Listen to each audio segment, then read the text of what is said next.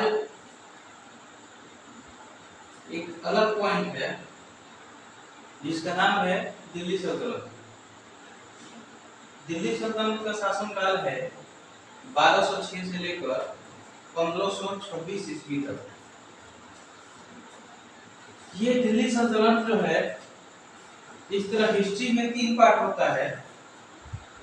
पहला part ancient जो time होता है, प्राचीन काल। दूसरा होता है मेडाइवल पीरियड्स, मध्यकाल। और तीसरा होता है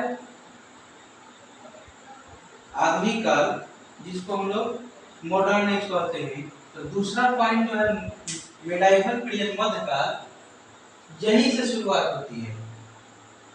यानी मध्यकाल की जो शुरुआत है, मध्यकाल की जो शुरुआत होती है 712 में सिंध पर पहला मुस्लिम जो अरबी मुसलमान था, जिसका नाम था मोहम्मद बिन कासिम, उसके आगमन से भारत में मध्यकाल की शुरुआत होती है। उसके बाद जो शासक होते ही मोहम्मद घोरी का गुलाम था, जिसका नाम था कुतुबुद्दीन ऐबक। उसने मोहम्मद घोरी जब यहाँ से गया तो उसने अपने गुलाम को दिल्ली पे राज करने के लिए छोड़ गया और वहीं कुतुबुद्दीन ऐबक ने दिल्ली सल्तनत यानी गुलाम वंश का स्थापना किया।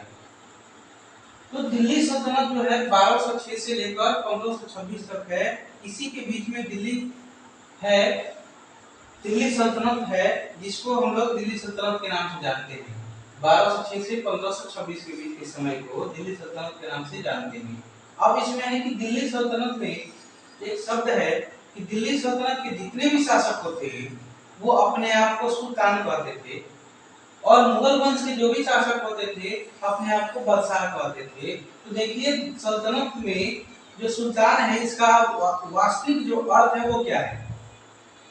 जो पैगंबर मोहम्मद होते थे, उनके जो अनुयायी थे, उनके जो फॉलोअर थे, उनसे पैगंबर मोहम्मद के अनुयायी से जो गवर्नर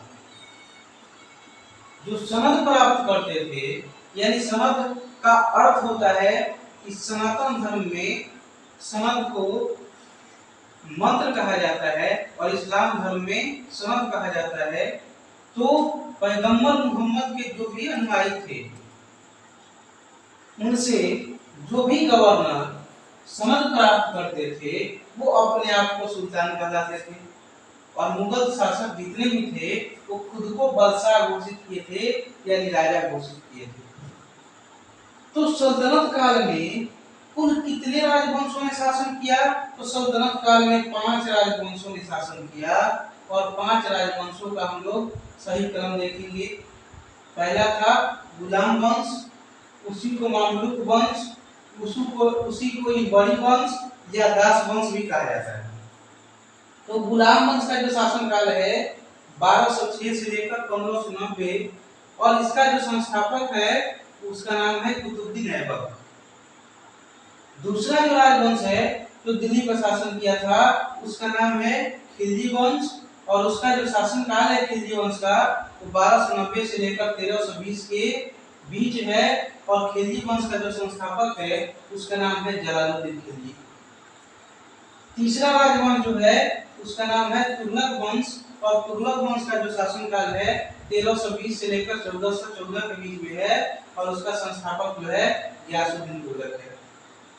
चौथा राजवंश जो है इसका नाम है सैयद वंश, और सैयद वंश का जो शासनकाल है 1414 से लेकर 1451, और उसके संस्थापक जो है खिज्र खां है। पांचवा राजवंश है लोधी वंश, और लोधी वंश का जो समय है शासनकाल है वो 1451 से लेकर 1526 के बीच में है। यानी लोधी वंश का जो शासनकाल है 1451 से लेकर 1526 के बीच में है, और लोधी वंश का जो संस्थापक था उसका नाम था बगलोल लोधी। यानी क्वेश्चन अगर आए कि पहला कौन ऐसा अफगान राजवंश था, तो लोधी वंश था। दिल्ली सल्तनत में पहला अफगान शासक कौन थे, तो बगलोल लोधी थे। और दिल्ली सल्तनत में अंतिम अफगान शासक कौन थे, तो तो वो थे इब्राहिम लोदी। इब्राहिम लोदी यानी पानीपत का प्रथम युद्ध, 21 अप्रैल 1526 को पानीपत का प्रथम युद्ध जो हुआ, इस युद्ध में इब्राहिम लोदी का पराजय होता है, जो दिल्ली सल्तनत का या दिल्ली सल्तनत के अंतर्गत पांचवें राजवंश लोदी वंश के अंतिम राजा से अंतिम शासक थे, जिनकी सामना जो होती है बाबर से होती है 21 अप्रैल 1526 को पानीपत में। और उस युद्ध में बाबर जो है हरा देता है और हराने के बाद मुगल वंश का नींव रखता है। तो यहाँ से क्या होता है, मुगल वंश का नींव पड़ जाता है। 21 अप्रैल 1526 पानीपत के प्रथम युद्ध के बाद भारत में मुगल वंश का नींव पड़ जाता है। तब तक ले इस वीडियो में इतना ही।